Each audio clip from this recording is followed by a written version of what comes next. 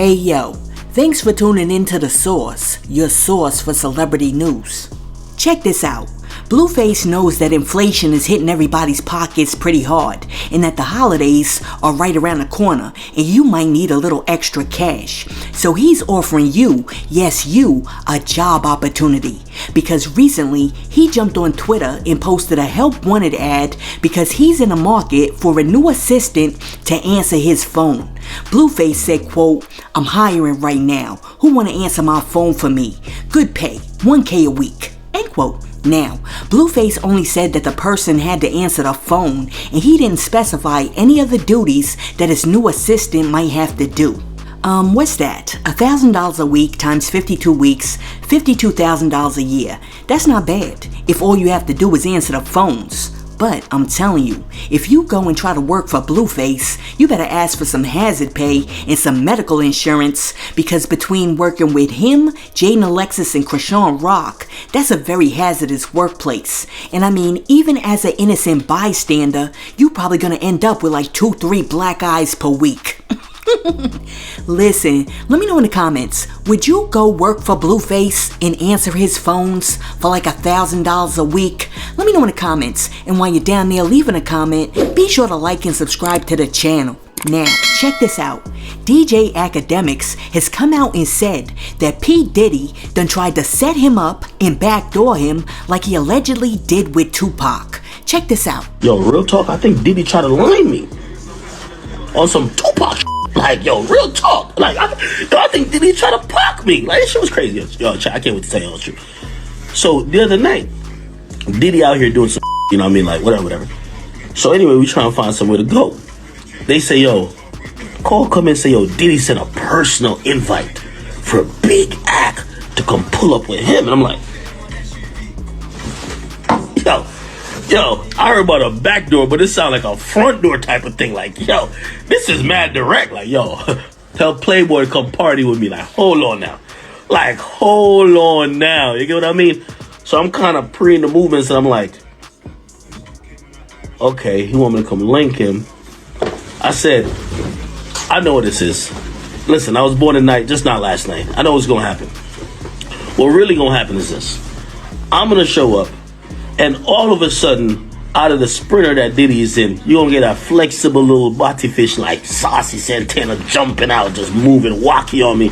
Like, yo, just like, you know what I mean? Like twerking in front of my face or some dumb shit like that. I'm going to have to like, smile, like, come on, bruv.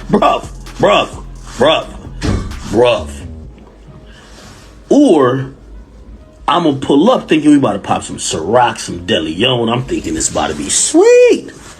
All of a sudden, I'm going to see that Young Miami, that ratchet coming at me like, yo. So, no-win situation. So, I had to really send a kite back. I said, yo, how come Diddy never asked me to come party with him before? Then I also had to ask, yo, what type of party? Diddy into some different type of party, dog? You get what I mean? If Diddy come tell you to party, you don't know what type of party he's on.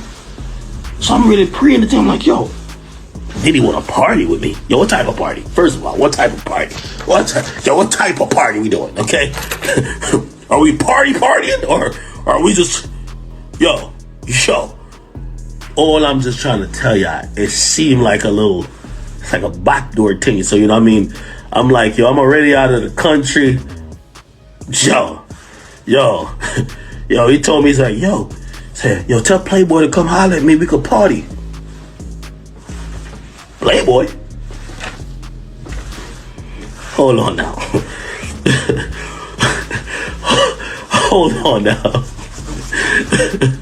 Lobo, I went to the hookah spot.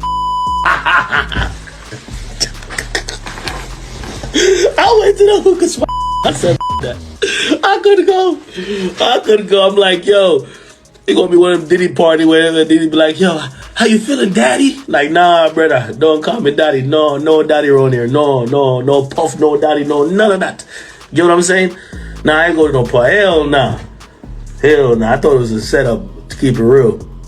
I swear, I was like, I think he invited me that little fish Saucy was gonna hop on, and I'm about to tell people, yo, smoke that. Smoke. Oh my goodness, is this dude serious right now? The paranoia is real. I highly doubt that Diddy was trying to set this dude up and that Saucy Santana was gonna ambush this dude, jump out the bushes, yell surprise, and then slap this dude in the face. But, I mean, he can believe whatever he wants to believe. That's on him. Diddy just probably wanted to have a very civil conversation with him when he found out that he was in the area, so that he could get some ish straight about how Ak been talking about his boo Young Miami. Listen, let me know what you think. Do you think that Diddy's invite was on the up and up? Or do you think that if DJ Akademiks would have shown up at that party, Diddy would have had some Keefy D 2023s jump out the cut on Ak and give him the Tupac special? Let me know what you think in the comments. Now, peep this. The other day, Coi Leray sat down with Angie Martinez, and they had a very interesting discussion. And during their talk, Coi Leray shared the fact that during her career, there have been times when she felt that her father Benzino has been very jealous and envious of her success. Check this out. How does your father deal with the success? Because that's got to be triggering for him in a lot of ways too.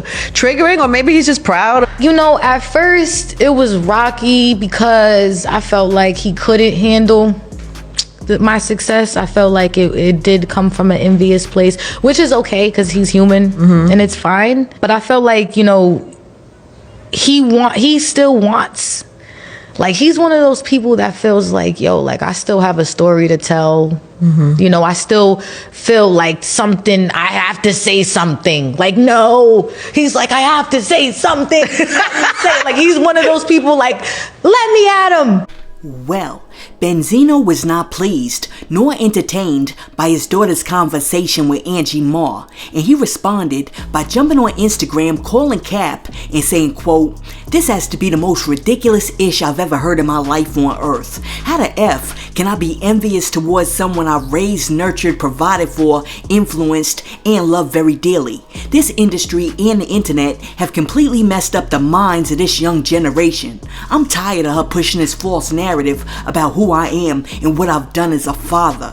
In my 40 years in hip-hop, I've never ever seen an artist dog their parents out the way that Coi does, and it's embarrassing and sad. And one last thing, Angie Martinez knows that she doesn't like me, so she just being manipulative and messy." End quote. Okay, so here's like my take on this situation. I don't like the way that Angie Martinez sort of set up that question, because most parents are not triggered by their children's success. As a matter of fact, most parents hope that their children do better than they did. I mean, that's just part of like the maternal and paternal instinct. Now, for some odd reason, you do have instances where there are some parents that are very jealous of their kids, but I don't pick up that energy from Benzino. Listen, let me know what you think in the comments. Do you think that Benzino is jealous and envious of Coi Leray? And also, do you think that Angie Martinez was being a little messy? But while we're talking about Benzino, Benzino also took a moment to call out Busta Rhymes, because he said that Busta should have put some respect on his name and called him before doing the Luxury Life video with his daughter. Benzino said, quote, "You don't do no video with my daughter half naked and you know you a grown effing man." End quote. Okay, this is where like me and Benzino are gonna have to agree to disagree. Because one, Coi Leray is like 25 years old. Busta Rhymes does not have to call you to ask permission to do a video with your daughter. And then two, I mean, like, how many like half naked women did Benzino parade around in like parties and videos when he was doing his thing? I mean, this dude didn't call nobody's daddy. I mean, dudes like Benzino be killing me with the double standard. Y'all objectified everybody else's daughters all throughout the 90s and 2000s. And now that your daughters have come of age, all of a sudden you telling somebody else that they better not have your daughter in a video half naked. I mean, that right there is laughable. I mean, what does like the golden rule say? Do unto others as you would have them do unto you. Source, can we please show that picture of Benzino in the pool with everybody else's daughters? Listen, let me know what you think about Benzino calling out Busta Rhymes and being like, "Yo, you should have called me before doing a video with my half-naked daughter." Let me know what you think about that in the comments. Should Busta have called Benzino? And while we're talking about giving people their respect, Boosie Badass says that he has nothing but respect for Jeezy because when he was locked up in jail, Jeezy gave his moms $20,000. Check this out.